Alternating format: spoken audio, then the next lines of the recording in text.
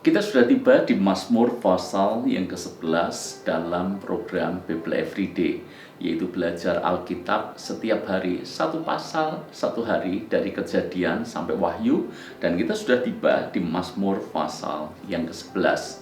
Hanya ada 7 ayat saja di pasal ke-11 ini, namun pesan yang disampaikan oleh pemazmur atau dalam hal ini adalah Daud itu sangat jelas, yaitu bahwa Tuhan tempat perlindungannya. Seperti yang kita tahu bahwa Daud mengalami fase di mana dia pernah jadi buronan, dikejar-kejar Saul untuk dibunuh. Dia pernah mengalami fase di mana dia dikhianati oleh orang-orang yang dia tolong. Dia mengalami fase dalam kesendirian. Dia mengalami masa-masa yang sulit dalam hidupnya. Dia orang benar, tapi harus melarikan diri dari kejaran orang fasik seperti Raja Saul yang punya keinginan kuat untuk membunuh Daud.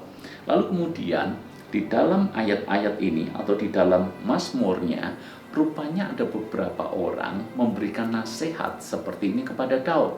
Coba Anda baca di ayat yang pertama dan yang kedua.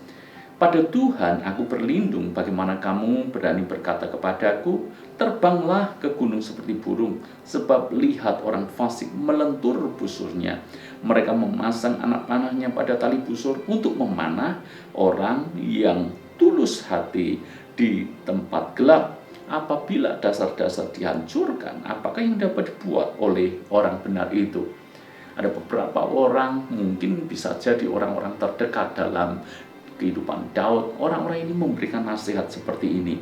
Terbanglah ke gunung seperti burung. Artinya, pergilah, larikanlah dirimu.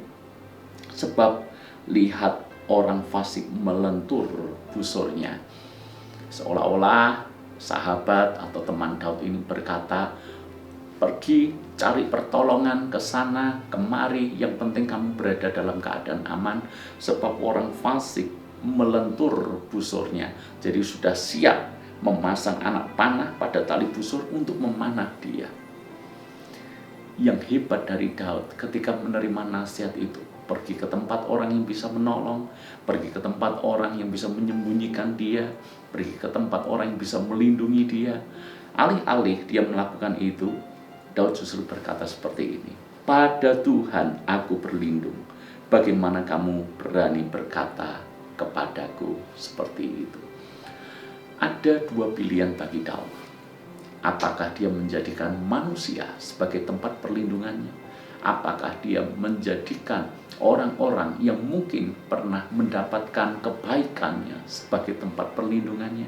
Ataukah dia menjadikan Tuhan sebagai tempat perlindungannya?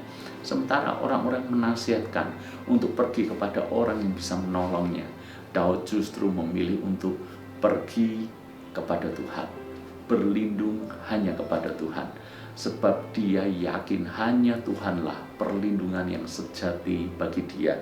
Tuhanlah tempat perlindungan teraman bagi dia. Dalam hidup ini kita juga sering mengalami yang namanya tantangan, tekanan. Kita mungkin berada di bawah ancaman, mengalami yang namanya bayang-bayang maut, masa-masa sulit. Kemana kita pergi? Kemana kita akan lari? Kemana kita akan cari perlindungan? Ada banyak orang menjadikan orang yang punya kuasa, temannya yang punya jabatan, temannya yang punya koneksi menjadi tempat perlindungan bagi dia.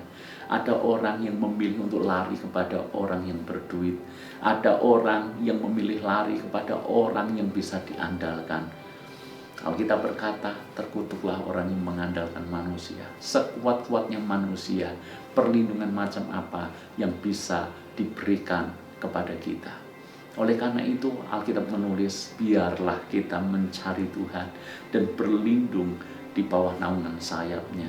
Karena lagi-lagi Alkitab juga berkata, diberkatilah orang yang mengandalkan Tuhan. Dan kalau kita mengandalkan Tuhan, Tuhan tidak hanya melindungi kita, tapi Dia juga meluputkan kita. Tidak hanya meluputkan kita, tapi Dia juga ganti perang buat kita. Sehingga di akhir semua proses yang diizinkan terjadi, kita menjadi orang yang berkemenangan. Kemana Anda lari? Apakah kita lari ke gunung Tuhan, ataukah kita lari kepada manusia? Tuhan berkati.